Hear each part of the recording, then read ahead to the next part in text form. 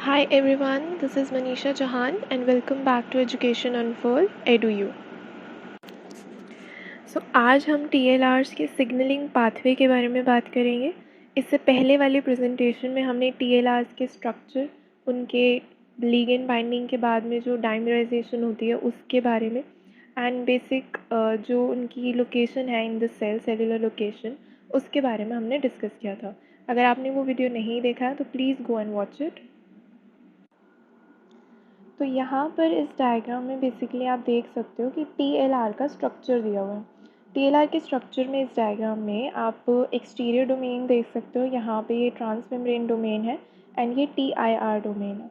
इन सबको हमने previous presentation में हमने डिस्कस किया था इन डिटेल।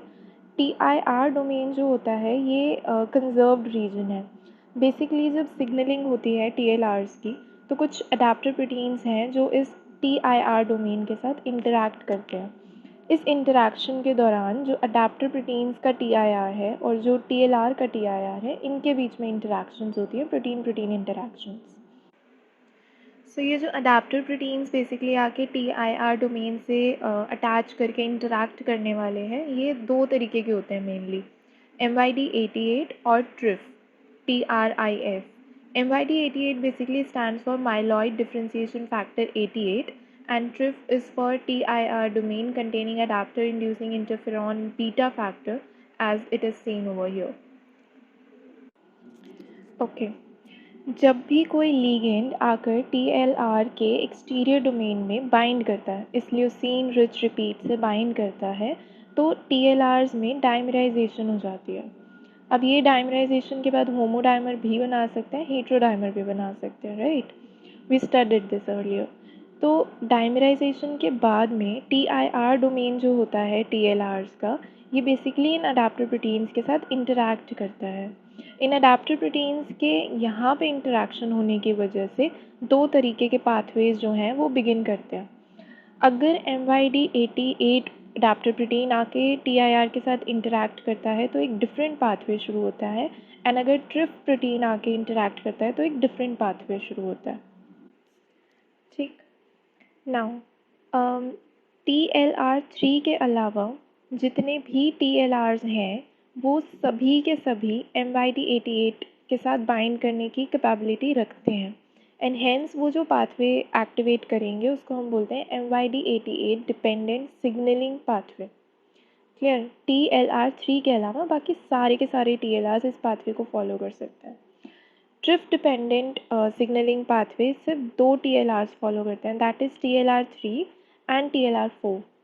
TLR4 के केस में यहाँ पर ध्यान देना कि TLR4 जो प्लाज्मा मेम्ब्रेन पे प्रेजेंट होगा वो MYD88 के पाथवे को फॉलो करेगा, लेकिन अगर वो एंडोसोम्स या लाइसोसोम्स के मेम्ब्रेन पर प्रेजेंट है तो वो ट्रिफ डिपेंडेंट सिग्नलिंग पाथवे यूज़ करेगा। यहाँ से जो सिग्नलिंग हो रही है बेसिकली उसका अल्टीमेट गोल क्या है कि कुछ ऐसे ट्रांसक्रिप्शन फैक्टर्स ये बनाता है जो न्यूक्लियस में जाके उन जीन्स की ट्रांसक्रिप्शंस को प्रमोट करते हैं जो फर्दर हमारे इम्यून सिस्टम में इम्यून रिस्पॉन्स को इन्हांस करने के लिए हेल्प करेंगे, जिसको अभी हम डिटेल में आगे देखेंगे। कुछ ऐसे ट्रांसक्रिप्शन फैक्टर्स जैसे NF kappa b, AP1 and etcetera, वो सारे एक्टिवेट हो जाते हैं एंड फर्दर न्यूक्लियस में जाके उन जीन्स की ट्रांसक्रिप्शन में हेल्प करते हैं और वो प्रोटीन्स बनाने में हेल्प करते हैं जो कि हमारे इम्यून रिस्पॉन्सेस को इन्हांस करेंगे। Clear? So just let us see. Okay, here ये वो डायग्राम है जो बेसिकली हमें यहाँ पर डिटेल में डिस्कस करना है, जिसमें हम दोनों पाथवेज को डिस्कस करेंगे जो कि TLRs एक्टिवेट करते हैं after they bind to ligand. तो जब लिगेंड बाइंड करता है TLR से, एज आई सेड, डाइमराइजेशन होती है एंड अडेप्टर प्रोटीन आके उससे इंटरैक्ट करता है। आई टोल्ड यू दो तरीके के अडेप्टर प्रोटीन्स हैं, जैसे MYD88 एंड दूसरा है हमारा ट्रिफ। जो MYD88 है, आप यहाँ पे देख सकते हो, ये एक और प्रोटीन से लिंक्ड है या रिक्रूटेड है। एक और अडेप्टर प्रोटीन यहाँ पे यूज़ हुआ है, दैट इज़ TIRAP। और ट्रिफ को आप देख सकते हो वो TRAM से रिक्रूटेड है, अडेप्टर प्रोटीन है ये दोनों भी। ये बेसिकली कर क्या रहे हैं, ये MYD88 को उसके जो भी कॉरस्पॉन्डिंग TLR है उससे रिक्रूट करने में हेल्प कर रहे हैं। सेम ट्रिफ को रिक्रूट करने के लिए TRAM हेल्प कर रहा है एंड MYD88 को रिक्रूट करने के लिए TIRAP TRAP जो है वो हेल्प कर रहा है। जो TRAP है basically it stands for TIR domain containing adaptor protein and TRAM stands for TRIF related adaptor protein. इन दोनों के पास TIR डोमेन होता है, लाइक MYD88 के पास भी है, TLR के पास भी है एंड ट्रिफ के पास भी है। Then it is there with TRAP and TRAM2। So I said it earlier कि ये जो बेसिकली TIR डोमेन है this is conserved region. Okay, so ये इसकी हेल्प से इंटरेक्शन होती है एंड ये बेटर रिक्रूटमेंट में हेल्प करते हैं ऑफ MYD88 एंड TIRF। किसके साथ? TLRs के साथ। Okay, as we can see certain TLRs जो हैं वो प्लाज्मा मेम्ब्रेन पर प्रेजेंट है and certain are present on the endosomes and lysosomes, basically उसके मेम्ब्रेन पे। ये मेम्ब्रेन प्रोटीन है, right, as we discussed earlier. TLR4 जो है वो प्लाज्मा मेम्ब्रेन पर भी पाया जाता है एंड एंडोसोम्स या लाइसोसोम्स के मेम्ब्रेन पर भी पाया जाता है। It channelizes its location in the cell after it binds to the ligand. Ligand से बाइंड करने के बाद ये अपनी लोकेशन जो है वो चैनलाइज कर लेता है सेल के अंदर। ओके, ऑल्सो वी नो कि अलग अलग TLRs जो हैं वो अलग अलग लीगेंड से बाइंड करते हैं। जैसे TLR5 फॉर एग्ज़ाम्पल यहाँ पर ये बैक्टीरिया के फ्लैजुला का जो प्रोटीन है फ्लैजुलिन उससे बाइंड करता है, उससे बाइंड करके ये होमोडाइमराइज कर देता है। एंड सिमिलरली डिफरेंट TLRs जो हैं वो डिफरेंट लीगेंड से बाइंड करके दे अंडरगो होमोडाइमराइजेशन और heterodimerization depending upon their tendency. So after we know all this, इसके बाद we are good to go and understand the signaling pathway, the two different signaling pathways जो TLRs activate करते हैं। okay? So इस diagram में जैसे आप देख सकते हो इस साइड पे MYD88 dependent signalling pathway depict किया हुआ है एंड इस साइड पे आपको ट्रिफ डिपेंडेंट सिग्नलिंग पाथवे जो है वो डिपिक्ट करके दिखाया हुआ है। सो इस डायग्राम को अगर हम स्टडी करें, सो जब TLRs अपने लीगेंड से बाइंड करके डाइमराइजेशन कर देते हैं एंड MYD88 उन पर रिक्रूट करते हैं। हम पहले MYD88 डिपेंडेंट सिग्नलिंग पाथवे देख रहे हैं। सो MYD88 जब रिक्रूट करता है या बाइंड करता है to the TIR domain of TLRs, तो वहाँ पे आके IRAK प्रोटीन काइनेजेस आके बाइंड करते हैं। IRAK basically stands for interleukin receptor associated kinases. ये वो वहाँ पे आके बाइंड करते हैं and they get activated. After getting activated ये IRAK प्रोटीन्स जो हैं ये TRAP6 से जाके बाइंड करते हैं। TRAP प्रोटीन्स बेसिकली एक ऐसी फैमिली है ऑफ प्रोटीन जो यूबिक्विटिनेशन करता है। यूबिक्विटिनेशन का मतलब है कि बेसिकली किसी एक प्रोटीन को यूबिक्विटिन की पॉलीमर्स से बाइंड कर देगा, बहुत सारे यूबिक्विटिन से बाइंड करेगा, एक चेन बना देगा यूबिक्विटिन की, और जिस भी प्रोटीन से ये यूबिक्विटिन ऐड करेगा वो प्रोटीन बेसिकली डिस्ट्रॉय हो जाता है। It is basically a label for destruction this ubiquitin molecule. So यहाँ पे जितने भी बेसिकली आपको मॉलिक्यूल्स ऐसे दिख रहे हैं जहाँ पे यूबिक्विटिन अटैच्ड है या जॉइंट है या जुड़ा हुआ है उन मॉलिक्यूल से, तो ये सारे के सारे molecules ultimately they are going to get destroyed. ये ख़त्म होने वाले हैं, डिस्ट्रॉय होने वाले हैं। ओके, जैसे यहाँ पे टैप प्रोटीन है, नीमो प्रोटीन है, then I kappa b protein है, ये सारे अल्टीमेटली डिस्ट्रॉय होने वाले हैं। So now IRAK protein MYD88 से जाके बाइंड करा था और वहाँ से वो एक्टिवेट हुआ था, फिर इसने TRAP से बाइंड किया था एंड TRAP6 एक्टिवेट हुआ था। Now this TRAP6 will basically ubiquitinate TAB protein. ये टैप प्रोटीन पे यूबिक्विटिन चेन ऐड करेगा एंड टैप प्रोटीन को डिस्टिन करेगा फॉर डिस्ट्रक्शन। यहाँ पे आप देख सकते हो कि ये जो टैप प्रोटीन है ये टैक प्रोटीन से बाउंड है, टैक1 से, राइट। तो जब तक टैक प्रोटीन टैब यानी TAB प्रोटीन से बाइंड है, जब तक ये दोनों बाइंड है, टैक1 जो है वो अभी इनएक्टिव रहेगा अनटिल एंड अनलेस ये बाइंडिंग हट नहीं जाती।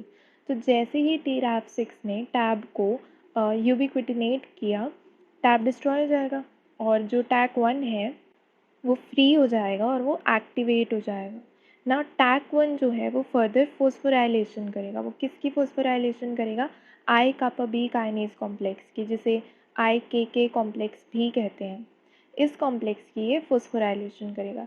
ये कॉम्प्लेक्स जिस प्रोटीन से एसोसिएटेड है दैट इज़ नीमो, इसको जो है TRAF6 जो है वो यूबिक्विटिनेट करेगा। यूबिक्विटिनेशन की वजह से नीमो प्रोटीन भी डिस्ट्रॉय हो जाएगा। Now this IKK complex which is phosphorylated by TAC1 which is now activated, ये जाके I kappa B को phosphorylate करेगा। I kappa B बेसिकली यहाँ पर एक इनहिबिटरी प्रोटीन है। ये NF kappa B से अटैच्ड है या जॉइंट है या इंटरैक्ट कर रहा है। ये बेसिकली NF kappa B को एक्टिव होने से रोक रहा है। दैट इज़ वाई इसको क्या कहते हैं हम, इनहिबिटरी प्रोटीन। ये उसके फंक्शन को होने से रोक रहा है ना। सो I kappa B जो इनहिबिटरी प्रोटीन है, इसकी फॉस्फोराइलेशन हो गई।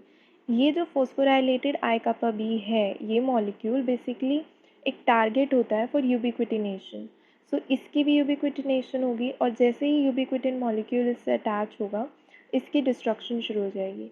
I kappa B जो है वो अब डिस्ट्रॉय हो जाएगा और हमारा NF kappa B जो है वो अब फ्री है। ये NF kappa B जो है अब न्यूक्लियस में जाएगा। ये बेसिकली एक हमारा ट्रांसक्रिप्शन फैक्टर है जिसके बारे में हमने स्टार्टिंग में एक बार डिस्कस किया था। ठीक है, ये न्यूक्लियस में चला जाता है।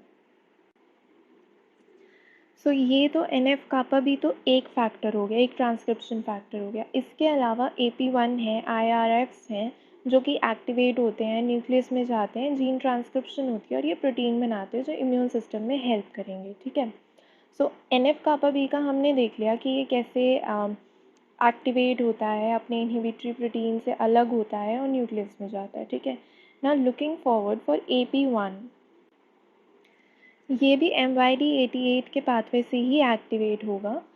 लेट अस सी कैसे। MYD88 जब एक डाइमराइज्ड TLR से बाइंड करता है, उससे फिर से IRAK प्रोटीन बेसिकली जो है वो बाइंड करता है, एक्टिवेट होता है, वो TRAF को बाइंड करता है, TRAF एक्टिवेट हो जाता है। TRAF6 जो है वो टैप प्रोटीन की यूबिक्विटिनेशन करता है, टैप डिस्ट्रॉय हो जाता है एंड TAC1 जो है हमारा फ्री हो जाता है, यानी कि एक्टिवेट हो जाता है। नाउ एक तो तरीका था कि TAC1 जो है ये NF kappa B वाला जो पाथवे है उसको फॉलो कर ले। दूसरा जो ये रोल प्ले करेगा यहाँ पे वो है मैप के सिग्नलिंग पाथवेज को एक्टिवेट करना, जिसमें ERK1/2 and MEK1/2 and FOS/Jun and these all proteins are involve.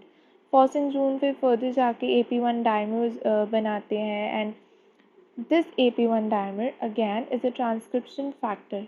ये जो डाइमर है ये न्यूक्लियस में जाता है एंड वहाँ पे जीन ट्रांसक्रिप्शन होती है, जिसकी वजह से अगेन इम्यून सिस्टम में हेल्प करने वाले प्रोटीन मॉलिक्यूल्स फॉर्म होते हैं। ओके, सो अभी तक जितना भी हमने डिस्कस किया है वो बेसिकली प्लाज्मा मेम्ब्रेन से जो TLRs बाउंड हैं वो क्या उनकी फेट होती है, कैसे सिग्नलिंग होती है, फर्दर डाउनस्ट्रीम सिग्नलिंग प्रोसेसेस क्या होते हैं, वो हमने देखा। अभी हम बात करते हैं एंडोसोम्स एंड जो हमारे लाइसोसोम्स हैं उनके मेम्ब्रेन पे जो TLRs प्रेजेंट होते हैं वो कैसे वर्क करते हैं। ओके, सो यहाँ पर भी MYD88 ही इन्वॉल्व है।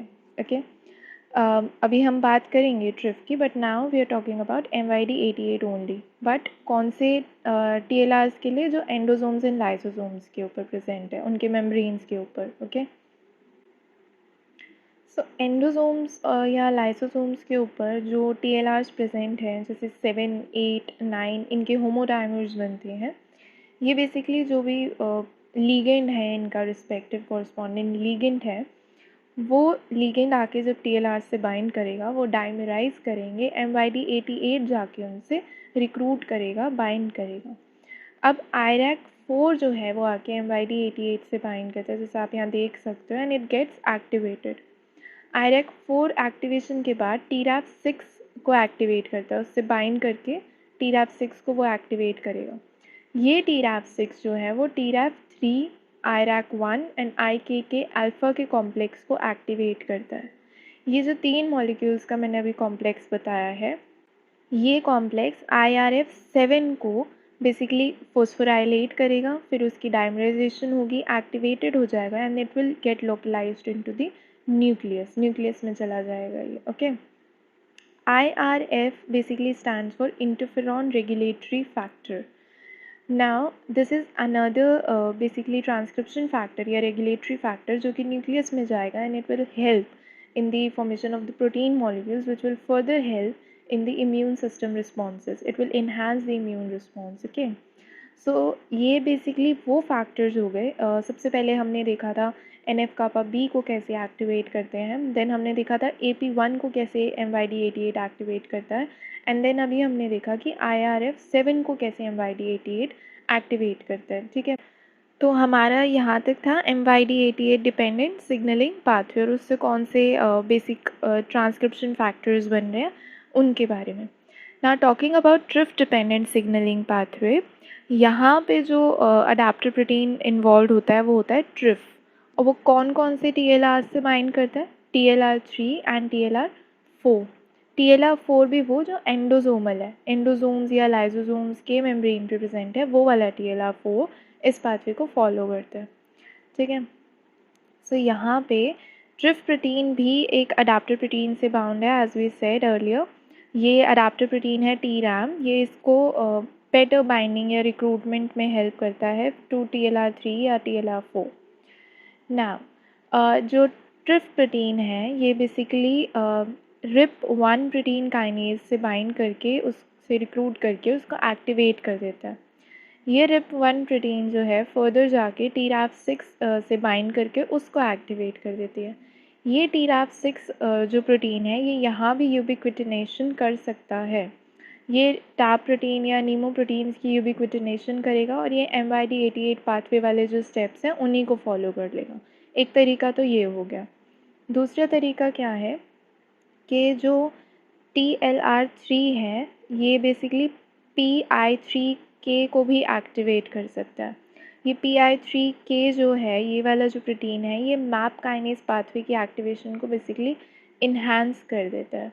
ठीक है, सो ये एक तरीका हो गया कि जिस हिसाब से TLR जो है वो कंट्रीब्यूट कर रहे हैं फॉर सर्टेन पाथवे एक्टिवेशन। उसके बाद आता है हमारा ट्रिफ मॉलिक्यूल और क्या कर सकता है। ये जो ट्रिफ मॉलिक्यूल है ये TRAF3 को बाइंड करके उसको एक्टिवेट कर सकता है। ये भी TRAF फैमिली से, ये भी यूबिक्विटिनेशन कर सकता है। सो ये जो TRAF3 मॉलिक्यूल है ये यूबिक्विटिनेशन करता है नीमो की। नीमो किससे बाउंड है, IKK एप्सिलॉन और TBK1 के कॉम्प्लेक्स से बाउंड है। इस नीमो को ये बेसिकली डिस्ट्रॉय कर देता है। यहाँ पे एज अ कॉम्प्लेक्स दिखाया हुआ है but it is a cascade. Okay, TRAF3 जो है वो यूबिक्विटिनेट करता है नीमो को, जो कि IKK एप्सिलॉन एंड TBK1 के कॉम्प्लेक्स से बाउंड है। ये नीमो को जब यूबिक्विटिनेट करता है तो वो नीमो डिस्ट्रॉय हो जाता है and then this complex it gets activated and ये फर्दर IRF की फॉस्फोराइलेशन या एक्टिवेशन करता है। पहले जो हमने IRF देखा था वो था IRF7। ओके, यहाँ जो IRFs इन्वॉल्व हैं वो IRF7 as well as IRF3 हैं। तो इनकी फॉस्फोराइलेशन होती है, they get dimerized and they get activated. After dimerization they move into the nucleus. So now TRIF dependent pathway is like this only. पहले उन्होंने RIP1 protein kinase की help से TRAF6 को एक्टिवेट किया था, जिसने फिर MYD88 वाले स्टेप्स फॉलो किए थे, एंड देन PI3K एक्टिवेट हुआ था जिसने मैप काइनेज पाथवे को एक्टिवेट करने में हेल्प करी थी, इन्हांस किया था उसका एक्टिवेशन। देन ट्रिफ ने TRAF3 को एक्टिवेट किया था जिसने नीमो की यूबिक्विटिनेशन की थी, यानी कॉम्प्लेक्स को एक्टिवेट किया था, जिसने हमारे IRFs को फर्दर फॉस्फोराइलेट करके उनकी डाइमराइजेशन कराया, उन्हें एक्टिवेट कराया ताकि वो न्यूक्लियस में चले जाए। ठीक है, सो अल्टीमेटली जो भी प्रोटीन मॉलिक्यूल्स हमारे इन दोनों पाथवे से, MYD88 से and TRIF dependent signalling pathway से जो भी मॉलिक्यूल्स हमारे बने हैं, they are ultimately moving into the nucleus. Nucleus में जाके जो भी जीन ट्रांसक्रिप्शन का फॉर्मेट होता है, that central dogma, that is basically followed. Promoter region में these help and there they bind NF kappa B जैसे है, it will bind to the respective promoter region of the gene, and gene transcription में it will help, that will make up the RNA which will further undergo translation in endoplasmic reticulum, that is rough ER। वहाँ पे जाके it will make the respective proteins, फिर वो proteins and then they will be secreted out। ये जो proteins हैं ये basically different types के होते हैं। जैसे IRFs हैं जो इंटरफेरॉन रेगुलेटरी फैक्टर्स हैं, ये बेसिकली इंटरफेरॉन्स बनाते हैं। ठीक है। NF कापा बी है, न्यूक्लियर फैक्टर कापा बी, ये बेसिकली प्रो इन्फ्लेमेटरी साइटोकाइंस बनाते हैं। जो इंटरफेरॉन्स हमारे प्रोड्यूस हो रहे हैं ये बेसिकली तब प्रोड्यूस होते हैं जब कोई वायरल इन्फेक्शन आता है। ये दूसरे सेल्स को सिग्नल करते हैं कि वायरस है एंड हेंस डिफेंस जो है वो इंक्रीज़ हो जाता है। Nuclear factor kappa b as I said ये प्रो इन्फ्लेमेटरी साइटोकाइंस बना रहे हैं।